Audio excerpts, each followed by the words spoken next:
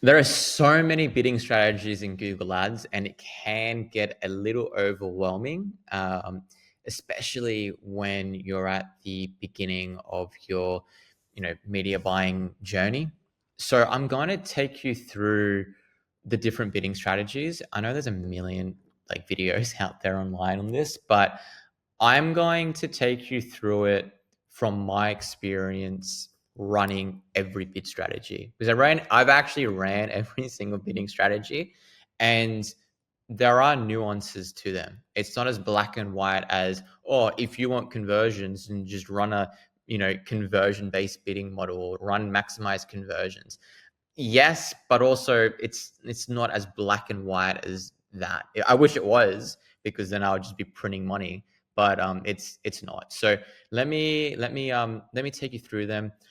There's a lot, so I may have to jump around a bit, because depending on the type of campaign you run, you can only run certain bidding strategies as well. So that's another thing you need to take into consideration. So let's start off with the main ones, right? So I'm just on a search campaign here. So the first one is manual CPC. Okay, so manual CPC is definitely, I would say, less and less people are starting to utilize this bidding strategy. This used to be so popular back in the day. Um, but yeah, less and less people are using it. And it's because, smart bidding options are becoming, you know, better. They weren't as strong before, but now they are better. So basically what manual CPC is you select the exact amount you want to bid on at a keyword level, right? So if you've got like 10 keywords, you can go to each keyword and you can select the exact bid that you're willing to pay, the maximum, right? So you may go to one keyword and you select the bid, or you set the bid to $10, and then you may go to another keyword and you select the bid, and you set the bid to $15, right, or $5, and so on, right? And yeah, as you would imagine, it can get quite time consuming, especially if you're doing this, across every single keyword and you have hundreds of keywords in your account. Um, so that's what manual bidding is. Now, like manual, there's this, and it is true, right? Like you've probably heard, you should set your campaign to manual bidding if it's a new campaign or if it's a new account and you've got no conversion data on your campaign at the campaign level. Then you should use manual bidding, right? If it's a brand new account, use manual bidding to collect conversion data, and then you can transition to conversions. That's what most people say. Okay, and I am going to probably um, oh, my screen. I'm probably going to go against the general agreement or general consensus, but I don't think you should always set your campaign to manual bidding or a click-based bidding model straight away. Like if you create a new campaign, I don't think the automatic thing to do is just to set it to a click-based campaign, a click-based bidding model. That's what a lot of people say, but let me explain why. And so it depends, right? If you've got conversion data in your account, let's just say you've been running your account for, I don't know, say your account's like 2 years old and you have a lot of conversion data in that account. If you're setting a new, like if you are creating a new campaign, you don't need, honestly, you can set it to maximize conversions and you'll be fine. You'll be fine. And honestly, I do that now. And I actually think it's better, because like it just is like it's better because you have conversion data already that your campaign can leverage at the account level. um, and Google will leverage it, and straight away you'll start to generate conversions. I'll get into that a bit later when we get to the conversion bidding models, just because I've got to, I've got to make sure that I don't just rant, because I have a lot to say across all these bidding models. What I'll say with this manual bidding one is manual bidding is fantastic still, right? It's fantastic if you want to get like an understanding on costs. So let's just say you're running a new account, or no, you're running a new campaign, and you actually want to get an understanding for like, cost per clicks. You can set a very high cost per click, and then over time you can like adjust that cost per click, and you can understand the market before transitioning to a conversion based bidding model, right? You have granularity over the exact bid that you set, and therefore Google isn't going to go and just charge you a stupid amount of money, as it could if you are using a smart bidding model. So if you want maximum control and you want to set your bids, use manual CPC. Okay. Now let's go to the next one. So maximize clicks. It's also a click-based bidding model. Now the difference between manual CPC and maximize clicks is maximize clicks. It starts really high and then it works itself down. So it will start your bid across your entire campaign, maybe at like $15, and that's the maximum bid. Like that's the high range, right? And it'll set it at $15, and it'll probably win the auction a lot of times. It will win a lot of clicks. And then it will start to work itself down, and then it will lower its bid to maybe $11, and then to $10, and it will work out the optimal point where it can basically maximize your clicks. So it's not too low where it's not getting any clicks, but it's not too high where it's not leverage or utilizing your budget to the best of its ability. So it finds that sweet spot. However, as with most bidding models, there is a caveat to it. So it sets your bid very high at the beginning. So definitely pay attention to that. But over time, as I said, it will lower your bid. And what you will probably find is the quality of your traffic will start to diminish as the campaign matures. And that's because it will now start bidding less. And in the beginning, maybe you were bidding enough to appear at the top of the search results, but now you're bidding less, but you're still bidding enough to show in the search results. But maybe now you're showing at like position 3, and paid search is just paid search, and typically most people, click the first ad and then that's it. And the quality of traffic, is the best when your ad shows at the top. It's just how it is. That's just what I've found. So bear in mind that over time you may notice, you're getting a lot of clicks, but the quality of those clicks are falling, and you can tell by just having a look at, top versus other in the segmentation report, and you can see whether your ads are appearing at the top or if they're appearing in another position. And if you see impressions very high, under search other, then that means your ad is showing, most of the time at the second or third position. So I don't use maximize clicks. I prefer manual CPC if I'm going to use a click-based bidding model. Honestly, I've never been a fan of maximize clicks just because of what I said. Traffic quality starts to diminish. If I'm using a click-based bidding model, I want to make sure I'm getting the best clicks. So I maximize my position at number 1, and I want to get the highest quality traffic possible. So I want to maximize my bid, therefore getting top position, and that's the best quality traffic. Now, maximize conversions. So the bidding model that everyone pretty much uses, and it's kind of the bidding strategy that everyone tries to get to eventually, right? So there's definitely a bit I want to talk about here. So, all right. First of all, what I will say is the way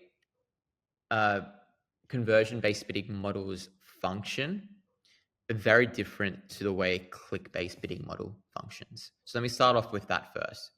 So a conversion-based bidding model doesn't just magically generate conversions out of nowhere. Those conversions come from, an established traffic source, okay? So what I mean by that is conversion-based bidding models, all they do is Google just focuses on the traffic that are ready to convert. They're at the end of their buying journey. That's all it does. So, and the way it does this is it assesses users' signals across Google properties. So, let's say you're in market to buy running shoes, and you've gone to YouTube, you've typed in, best running shoes. You're trying to understand what the best running shoes are. Maybe you're a beginner runner and you're trying to get the best running shoes um, for a beginner runner. Okay, so you watch a bunch of YouTube videos, then you go to Google and you type in best running shoes or Google search, and you start looking at a bunch of blogs. Then, you may go to Nike, have a look at Nike running shoes, you go to Adidas, and you're kind of researching. Google knows that you've been researching for maybe the last week, and it knows now that based off your signals, you're a hot prospect. Like you're ready to convert. You're almost ready to convert, basically.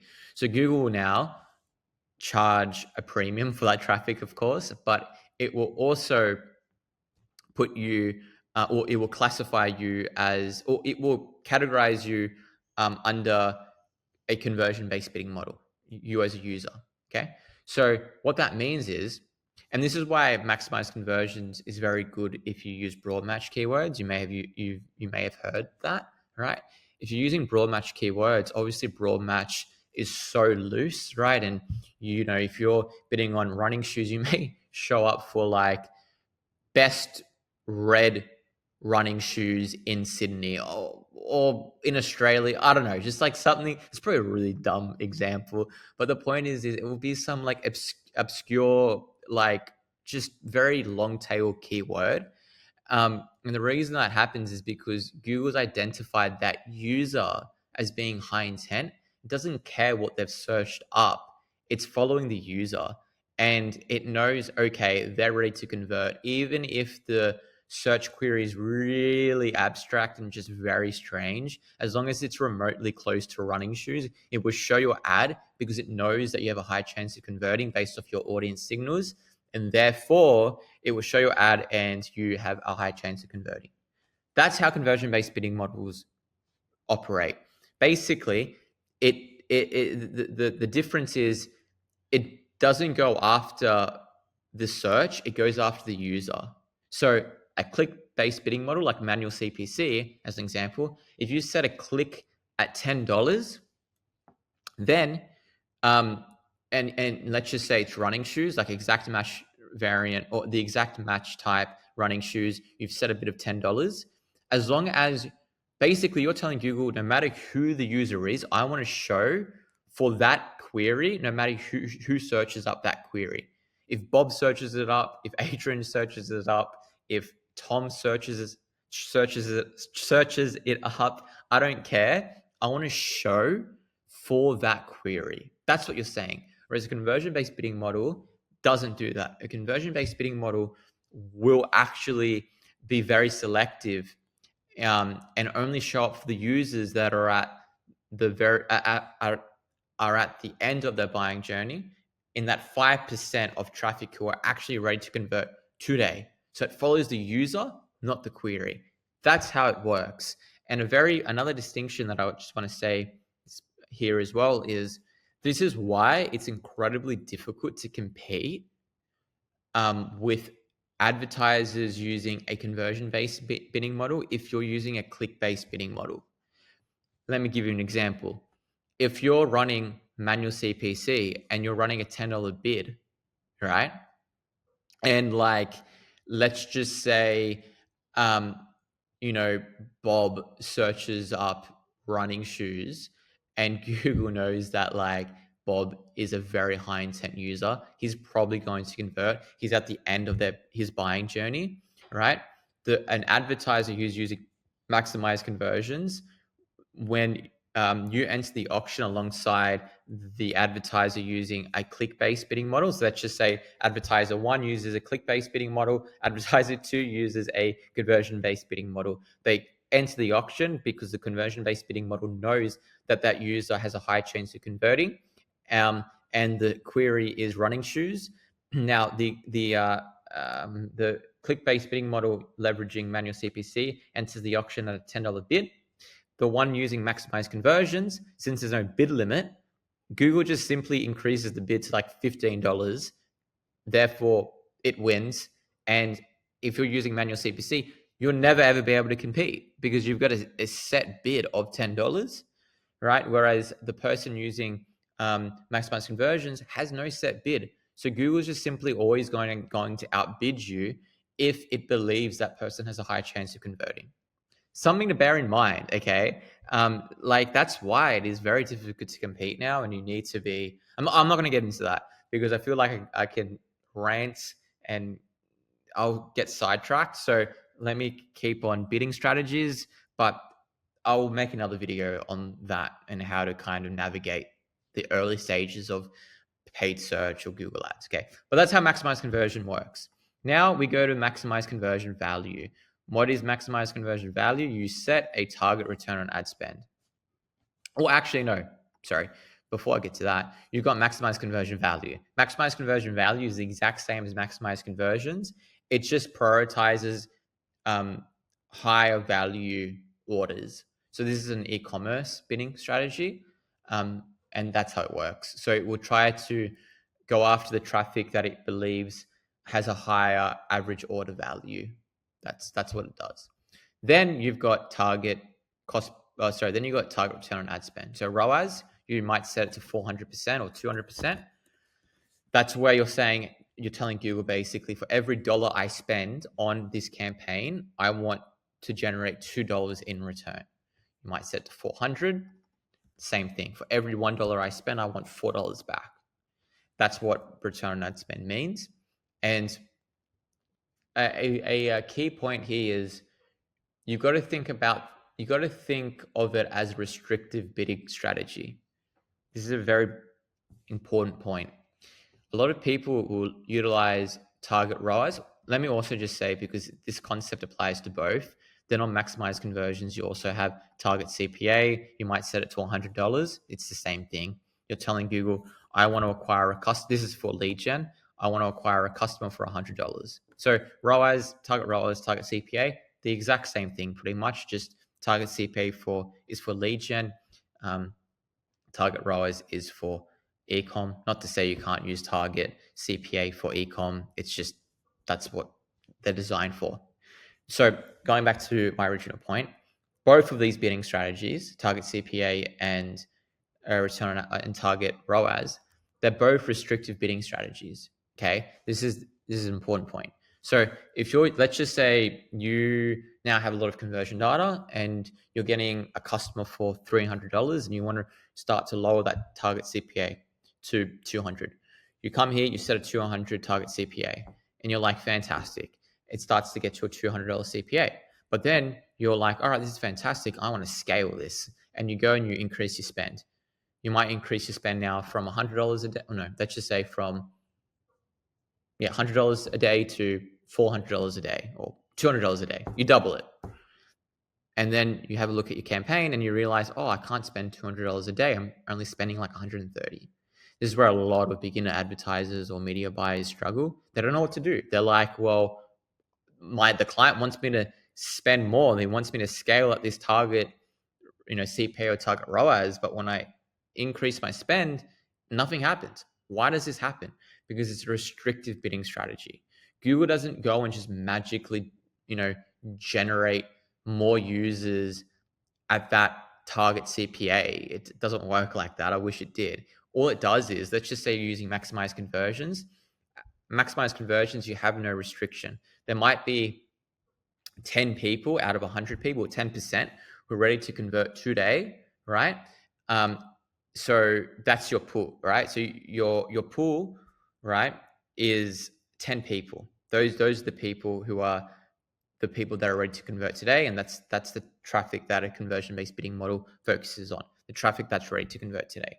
Maximize conversions, your pool is 10 people, okay? Now you decide to go and put a target CPA of like, what did I say? $400 or $200. I can't remember what it was. So you put a target CPA of $200, right? Or you're acquiring customers at a $300 CPA and you want to acquire them at a $200 CPA. So now you put a $200 CPA on your campaign. That pool now goes from 10 people ready to convert today to now, let's just say for example purposes, 5.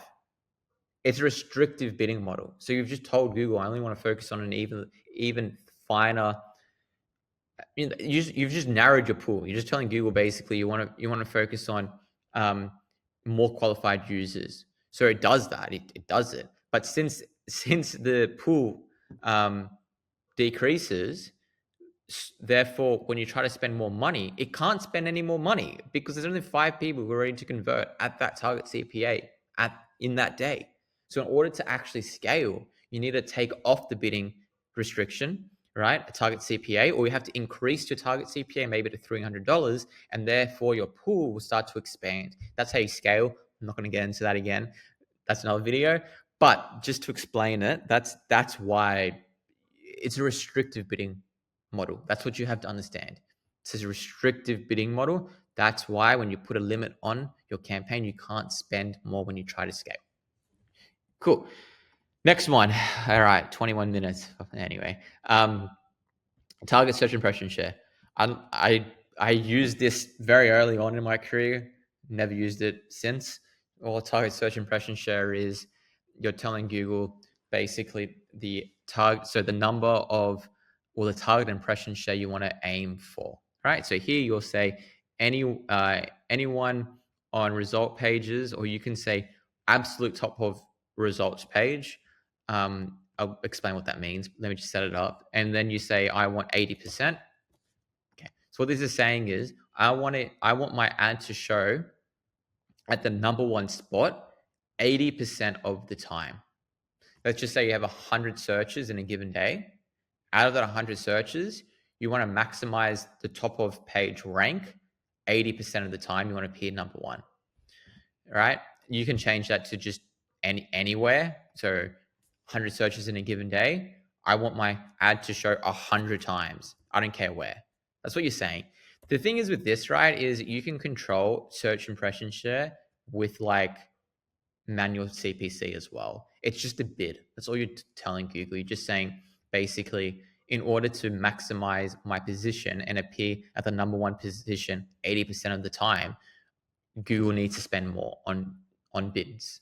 That's all you're saying. So you can easily control that leveraging manual bidding or any other bidding model if you understand kind of the principles and of these bidding models and how they function. All right, but that's all it is. If you want to do it, you can. You can also put a bid limit. So let's just say you want to maximize absolute top of page, and you want to say like 90%, in order to, basically to prevent Google from going and spending a stupid amount on a click, you can put a bid limit of like $5. So that's how that works. Cool. Next bidding model. Well, that's it. So these are the main bidding models. Okay. These are the main bidding models. I will very quickly now touch on. The main bidding models are manual CPC, maximize clicks, maximize conversions, target CPA, maximize conversion value, target ROAS. Those are the main bidding models. And then you've got target impression share. Let me go to video campaigns very quickly. I'll go efficient reach, maybe. Next. And then, okay, so then we go here. So then you have target CPM. So if you want, if you're trying to maximize reach on a YouTube campaign, then you need to use target CPM. It's the only bidding model you can use. Okay. It tells you here actually, so I don't have to jump around.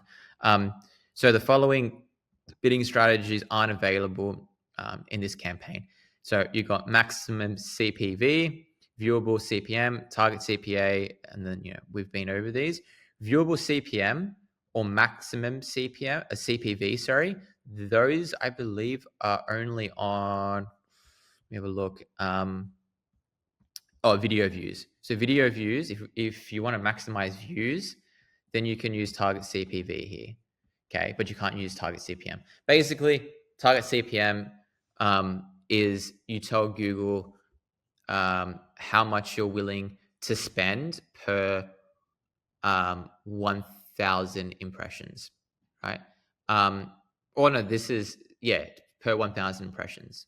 Okay. And then CPV is on a view level. So it's a single view, how much you want Google to spend per view, right? That's all you're telling. So CPM could be like $15. CPV, it's not a lot. It's like 5 cents. I haven't used these in a while, but like, yeah, it doesn't sound like a lot, but obviously it adds up over time. So those are those. And honestly, that's really it. You also had like viewable CPM and stuff. That's just on display. So how many times you're willing to spend on, I think, 1,000 times your display ads viewed. Like that's all it is. I'm going to leave it there though, because those are the main bidding strategies, and I think we've been over all of them now. I think that's all of them.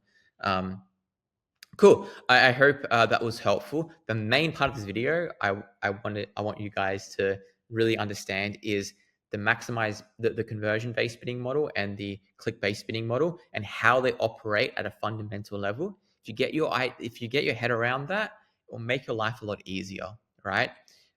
Very quickly, I'll finish this video on this. The thing is, right, with manual CPC, right, since you're spending money like on everyone essentially, so you're telling, so it's a search, like it's a click-based bidding model. So you're essentially saying, no matter who searches up this exact query, I want to spend this amount. Whereas, so click-based bidding model, especially manual CPC, goes after the actual query, whereas conversion-based bidding model goes after the actual user based on the user signals.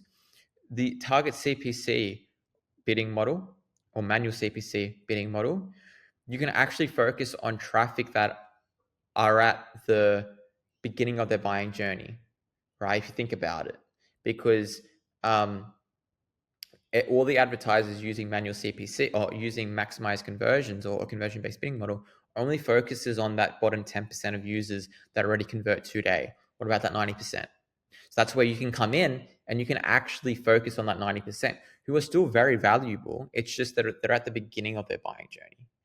But then you can remarket that traffic across YouTube and Facebook, and you might eventually actually get cheaper CPAs in the long run. Okay.